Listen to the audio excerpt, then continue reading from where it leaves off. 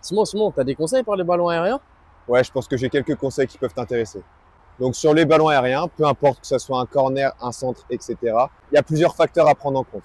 Premièrement, ton positionnement. Dans la surface, en général, voilà, il faut essayer d'être dans ces 5,50, à peu près là. Au niveau de ton positionnement, déjà, être de 3/4 par rapport au ballon. Le ballon vient de ma droite, un peu de 3/4 ici. S'il vient de la gauche, 3/4 comme ça.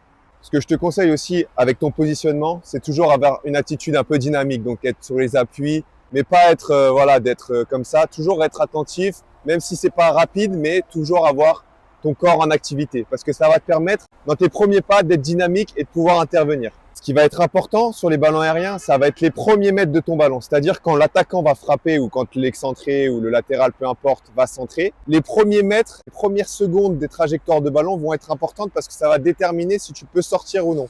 Donc le ballon est parti, la trajectoire, tu penses que tu vas pouvoir l'avoir. L'objectif, c'est d'intervenir et d'aller chercher le ballon le plus haut possible. Le mieux, je dis bien le mieux parce que des fois c'est pas possible, c'est de venir attaquer le ballon. Si c'est pas possible, qu'on voit que dans la trajectoire le ballon va être un peu fuyant, évidemment on se déplace et on va chercher. Mais pourquoi je te dis d'attaquer ton ballon? Parce que dans le cas d'un duel avec l'attaquant ou avec l'adversaire, si tu attaques ton ballon, tu vas être plus costaud, plus solide et tu vas remporter le duel. Une fois que tu as pris la décision de sortir, là, il faut y aller à fond et il faut pas hésiter. Maintenant, tu as décidé de sortir mais que tu sens que ça va être compliqué, qu'il y a un duel qui se fait, tu n'es pas obligé forcément de capter le ballon. Des fois, boxer ou en tout cas dévier le ballon peut suffire à éloigner le danger.